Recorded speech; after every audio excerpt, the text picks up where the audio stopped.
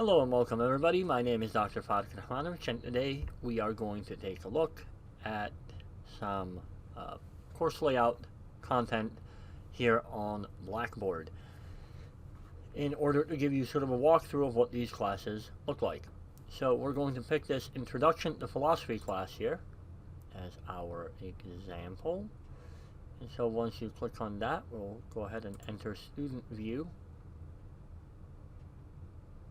Excellent. So that we have a sort of sense of what's happening. So you'll notice that the very first page that we end up on is our announcements page. So any announcements that I have are going to make their way here. We had a meeting up top. We'll worry about the black label in a minute. Our general Zoom meetings are located down here, so you follow that link. We have a bunch of other information that I happen to think is interesting or important that is going to be also posted here. Now, where the main chunk of our course is going to be happening is over here in the content area. And you'll notice that what we have is every week of this course mapped to a module. And then we have a general information module. And in that general information module, you'll notice that we have our syllabus, our assignment guide, book orders, our authoring suite, things like that. Now we'll get to that one in a minute, but the first thing I want to do is show you what the various other modules look like. Let's just pick one that actually has all the days in it. Okay, here, so week 3, for example, we have classes on Monday, Wednesday, and Friday. So for each of those days before the meeting, you would click on the appropriate thing, and you'll notice that you have these blocks up here, these elements. Let's say critical thinking book, chapter 7, 8, and 9.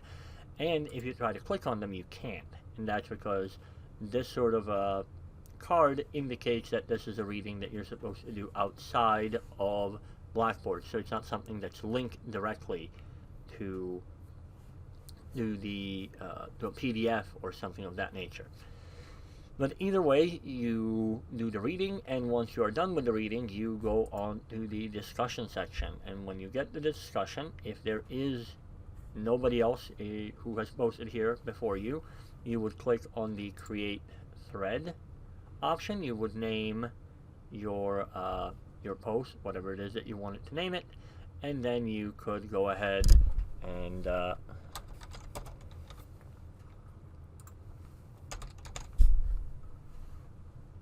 hit submit down here in the bottom right corner, and that now gives us a post. So when other people click on the discussion and they get there, they will notice that there is a post. So what they are allowed to do is click on your post, take a look at what you have going on, and then if they would like to reply to you, they can go ahead and hit that reply button, and that will allow them to post there as well. And again, when you hit the submit button, that ends up being connected. Once we get out of those first few weeks of dealing with that book, you'll notice another module that comes up is Friday assignments. And these are assignments that are not due before the class. They're in fact due on Friday nights. Now obviously you can do them anytime before if you would prefer to, but Friday night is when the due date is. So if we click here, we'll notice that we have a response assignment. So if you were to click on something like that, it will tell you the due date, how many points are possible, and then what you would do is you would go ahead and have a Word file or a PDF file. Please don't submit pages files or any of that. And you could just go ahead and upload it, and that will drop it there. Or if you preferred to do something else, if you want to just like type out your submission, you could do that too by clicking on the Write Submission button, and that will give you your text space. Once you hit submit, that goes up and you're done with it. Occasionally you'll notice these assignments with the word start at the front of them, and that's for assignments that they might have a due date that's in 2 or 3 weeks down the line, but they're not the sort of assignments that you can do in an hour or 3.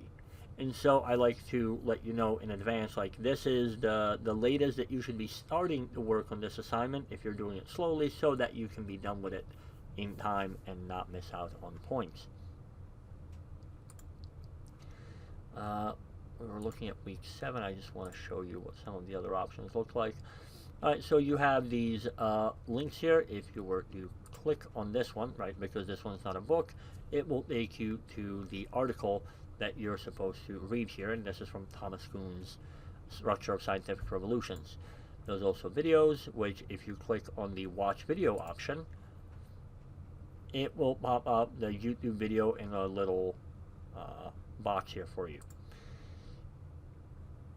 And again, discussions and things of that nature. So now you have a sense of what each week contains, and for each week you sort of go in and deal with that. With that, let's take a look at our general information. So syllabus and assignment guide, and the easiest way to look at that is this is what happens. You have to download it. So once you've downloaded your syllabus, again, if you're not in this introduction to philosophy class, or actually this is an ethics class syllabus here, it doesn't matter, all syllabi more or less look the same. So at the top you have the class information, you have your professor information, description of course, all the rest of this sort of fluff stuff. Then there's the required course materials, and then we get to the important part, and that is the schedule. Now you'll notice that our schedule is split up into weeks, which are then divided into days, right? That's Monday, Wednesday, and Friday. And you then have the topic of the day, and then you have discussions and other assignments that are due for that point. So if you take a look, this is also color coded, and we'll get to why in a minute. And the idea is sort of straightforward. With a schedule like this, you should be able to take a look at it, see what the workload is, and if you are taking a bunch of other classes, then you can work ahead to clear off the content from this class that you're supposed to do and give yourself some more breathing room on those other elements. That said, if you would like to, in essence, go ahead and work your way through all the things in the first couple of weeks, you're always welcome to do so. So that's what the schedule looks like. Underneath that, we have the other important part, and that is the grading criteria and policies. So you have the different assignment names on the left, how many of those assignments you have, in the column next to that. Next to that, what percent of your final grade each of those assignments is. So you have 31 discussion assignments at 2% each. That's 62% of your final grade, and so on down the line. And that gives you a relative sense of what sort of an assignment you can occasionally afford to miss if it comes to that. The grading policy is pretty straightforward. Participation policy, makeup policy, contacting policy, plagiarism policy, writing center information, and things of that nature.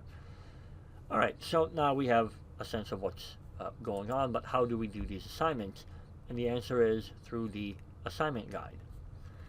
Now the assignment guide is going to walk you through every single type of the assignment that we do for this course, and it will explain why we're doing it, and then it will explain how to do it and what all the parameters of the assignments are. At the top you have a little explanation about the course itself, along with the sort of outline of what's happening. You'll notice that the color coding here mostly matches the color coding in the schedule, and so you have an idea of where it is that you are in the process. So let's take a look at, for example, discussions. You have the explanation of why we do discussions, and then you have this explanation of how to do it. So 250 plus word posts that focus on the readings of that day. Word count is a relatively easy way to measure things. That way I don't have to worry about page count or things like that, especially when we're writing less than a page at a time. You get additional information, like do not summarize as part of your discussion, right? That would be an issue. And then at the bottom here you have a note on other things that will most likely lose you points in discussions, things like submitting the discussions late or submitting discussions that are under the appropriate word count. After that, we go on to the next assignment, and then the next assignment, and then the next assignment. That was kind of long in explanation. Next assignment, all the way down until we get to the grade component. So all of these online platforms do grading the same way. What they do is they take a look at the assignments that you have submitted, the ones that you have a grade for, and then they see how many points you received out of how many were possible. But that's not actually what your grade is. Your grade is actually all the assignments that were due and then how many points you got out of that. Even if you failed to submit an assignment and so you failed to get a grade for it, not even a 0, that's still points that you're missing. And these online platforms very often miss that, and so it will look like to a student, like say you submitted only one assignment for the entire semester and it was worth 1% of your final grade, and you got that 1%. Well, Blackboard looks at that and they say, Bob here attempted this one assignment and he got 100% on it. So Bob's grade for the course is 100%. And obviously that throws you off of what your actual grade is, because in this case Bob missed 99% of all course content. So what you want to do is you want to go into the grade section of Blackboard and take a look at all the assignments that have been due so far, that have been graded, and then add up all the points that you have missed. And then you subtract that number from 100, and that tells you what your highest possible grade for the course is. That's actually about it. So if you have any questions, comments, or concerns, let me know. And if not, then best of luck in the course to you, and I'll see you all next time. Take care.